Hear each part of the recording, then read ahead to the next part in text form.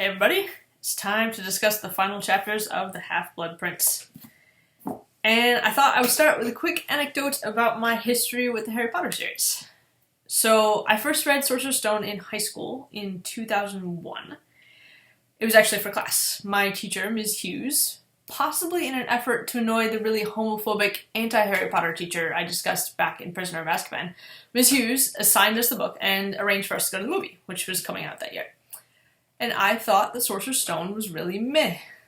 I didn't understand the big fuss about Harry Potter.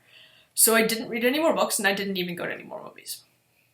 Cut to spring 2007.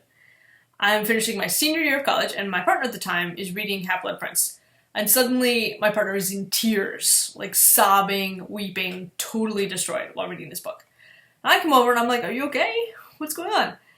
And my partner just sort of wails like, "Dumbledore's dead!"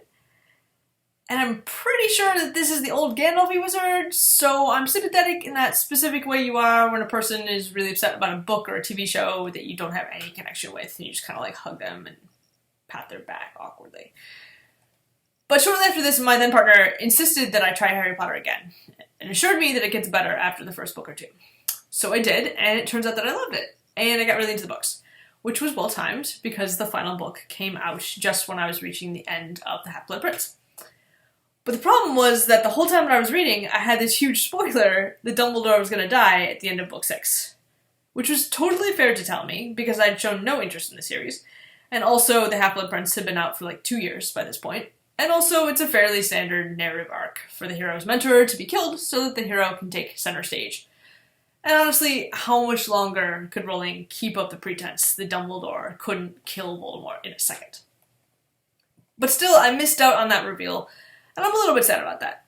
But it didn't take away from the absolute gut punch that is the end of this book. Because for me, it's not Dumbledore's actual death that gets me. And again, maybe this is because it wasn't actually a surprise. But the scenes in the cave when he becomes a terrified child and Harry has to continue poisoning him and lying to him. And then, even more devastating is when Harry reassures Dumbledore that he'll get them back home, and Dumbledore says, "I'm not worried, Harry, I'm with you." Which directly echoes the scene in which Harry gives Ron and Hermione last-minute instruction before he goes, and Hermione says, "Oh, you take the Felix." And Harry says, "No, I'll be fine, I'll be with Dumbledore." So if The Order of the Phoenix is the book in which Harry learns that Dumbledore is a human who makes mistakes, this is the book in which he learns that Dumbledore can be scared and weak and ultimately killed. And that's very sobering. And then the final knife twist, Dumbledore always told Harry that beyond a certain point, he was just speculating about Tom Riddle and the Horcruxes. But it's Dumbledore, so Harry was kind of like, okay, yeah, speculating, okay. But Dumbledore was being serious. He had no idea that the locket was going to be a fake. And now he's left Harry several Horcruxes short of a mortal Voldemort, with very little information about where to find the others or what to do when he does. Which honestly makes me question exactly how close to the vest Dumbledore chose to play this. It appears that, in spite of everything, he always believed he'd have more time with Harry to reveal the necessary information when he felt it was right. So I guess what I want to talk about today is what Dumbledore did with the time he had with Harry in those private lessons. Ron, Hermione, and Harry speculated about what Dumbledore was going to teach him. Would it be dueling or defensive charms? How was Dumbledore going to get Harry closer to Voldemort's level so that he could defeat him?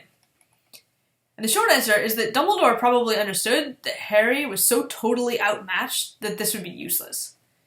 It would take decades to train Harry up to fight Voldemort in a arena-style fair fight. And Dumbledore's over 100. He doesn't have time for that. And besides, it's useless to kill Voldemort if he's got all these backup pieces of his soul stashed all around. So instead, Dumbledore focuses Harry's attention on the Horcruxes. But I think the way he does it is interesting. So remember back to the beginning of Order of the Phoenix, when Harry's traumatized after Cedric's death and spending the summer at the Dursleys feeling pretty useless.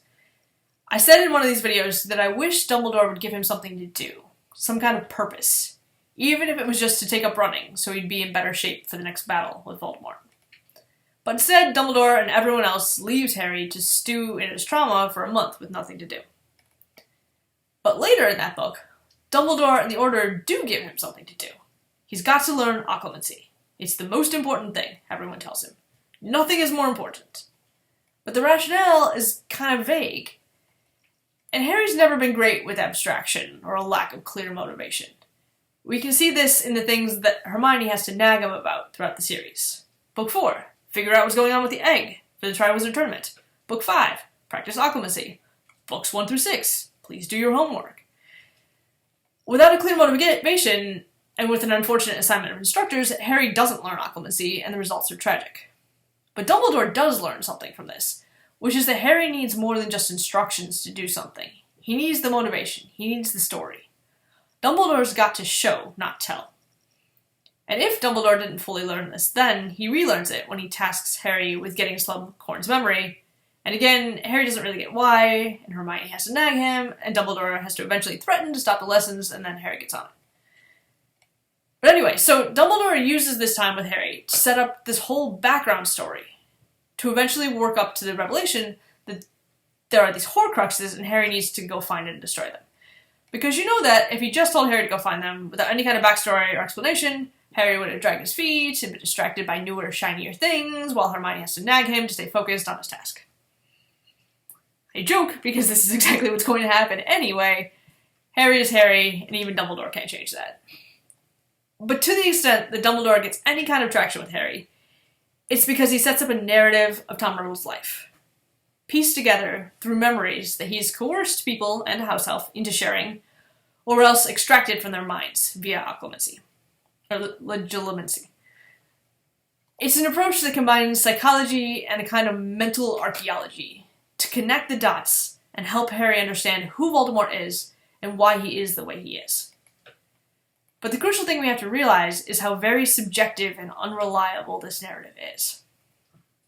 First, as we know, memories are unreliable, even in the magical world, especially those extracted years later from traumatized and unwilling subjects. Second, Harry is interpreting these memories, so we still get the filter of Harry's perspective. And third, this is a curated set of memories. I don't doubt that Dumbledore traveled far and wide to secure them, and did his best to collect absolutely everything he could from those who might be willing to talk, or were imprisoned and at the mercy of Dumbledore's legilimency. We don't know if this is everything Dumbledore got, or if there were other memories that don't fit the narrative so neatly. But regardless, these are just tiny snippets of a life, from which Dumbledore is making a lot of mental leaps. And again, I don't think Harry's really listening when Dumbledore tells him that a lot of this is conjecture. The result is that we, too, are likely to take this narrative as completely true. And if we do that, if we view only these scenes from Voldemort's life, stitched together by Dumbledore's narrative, how can we not believe that Voldemort is evil, with no true friendships, rotten since childhood, and inevitably destined to become a genocidal maniac? I'm not trying to suggest that Dumbledore kept for himself all the memories of Voldemort baking birthday cakes and volunteering at the SPCA. I just want to note the inherent subjectivity of narrative making, and the dangers of confirmation bias. We know what Voldemort is like as an adult, so we, and Dumbledore, are going to look for evidence that fits this narrative. And there's also plain old regular bias.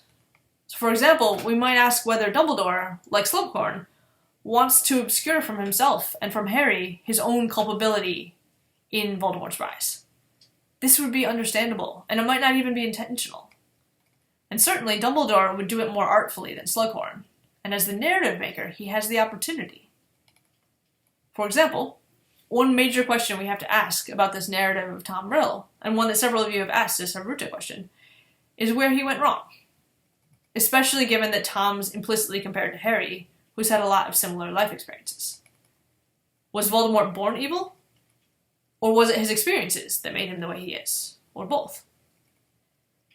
There's some textual and extra-textual evidence for the argument that he was born evil, or at least unable to understand or experience love, because he was conceived via a love potion, as compared to Harry, whose parents loved each other and him.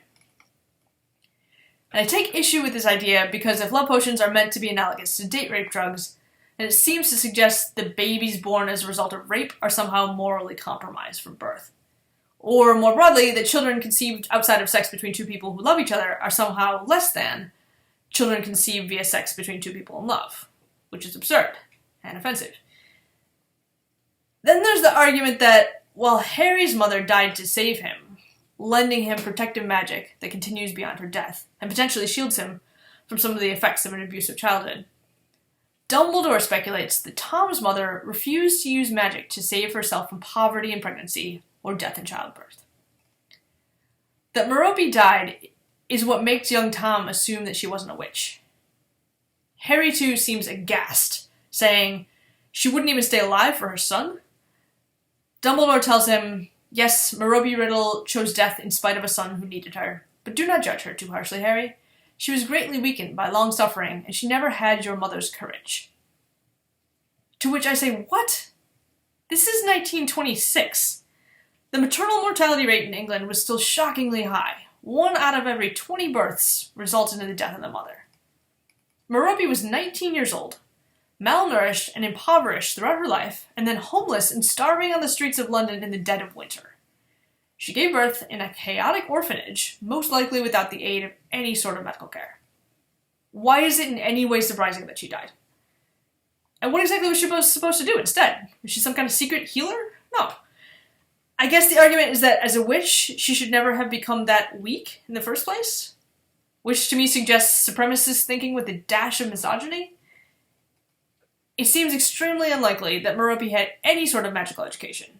We know that she could make love potions, but as an abused child, keeping house for her tyrannical and violent father and brother, Merope's magical skills were probably not well developed in the first place. And now this abused and depressed teenager was pregnant and alone on the streets. Despite all of this, Merope managed to keep herself alive long enough to deliver baby Tom, even if she couldn't save herself from succumbing to the historically very likely reality of maternal mortality. So, to Dumbledore and Harry, sitting in Dumbledore's nice warm office in 1996, discussing Merope's lack of will and courage and how unfavorably it compares to Lily's self-sacrifice, I am unimpressed. But these kinds of explanations, which put the blame for Voldemort's evil on the circumstances of his conception, or his mother's abandonment of him, or even the predisposition toward violence in the Gaunt family tree, these could appeal, even unconsciously, to our narrative maker, Dumbledore, because they would implicate him and the rest of the magical world a lot less, or at least less directly. They would imply that it wasn't Tom's time at Hogwarts that set him on this path. It wasn't anything that Dumbledore or Slughorn did.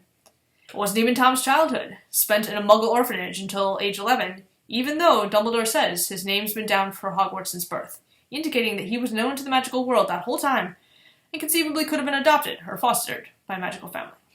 But no, if Voldemort's evil from day one, then no one in the magical world is responsible for any of that. Though I would argue that there's still a fundamental breakdown in systems if Merope suffered a lifetime of abuse, isolation, and poverty, and turned to a love potion as a way out, and then as a single pregnant young woman, hungry, depressed, and disheveled on the streets of London, wound up giving birth and dying in a Muggle orphanage. But to give Dumbledore credit, I don't actually think that he obscured from himself the environmental circumstances that facilitated Tom's development into Voldemort. The evidence of this is that Dumbledore tried not to repeat the same mistakes with Harry. While I think that he was almost as negligent with the first 11 years of Harry's life, keeping Harry alive and observed by Mrs. Figg, but at the mercy of people who hated and abused him. When Harry did arrive at Hogwarts, Dumbledore encouraged the building of loving and trusting relationships, which helped to ensure that Harry didn't go the way of Voldemort, in spite of the similarities. Finally, the other question that I would ask of the narrative that Dumbledore's curated for Harry is whether it actually establishes what Voldemort wants. This is the author's chance to show us a lot of background to explain the villain's motivations and goals. But I'll admit, they still remain a little fuzzy and surface level to me. I get the broad strokes, avoid death at all costs, and elevate purebloods over muggles and muggleborns through terror, violence, and possibly genocide. But on this reread, I became aware that Voldemort's aspirations and motivations actually never get a lot of detail, and I want to think more about why that is. But that's all from me for today, and I'm excited to talk with you all about the end of the book.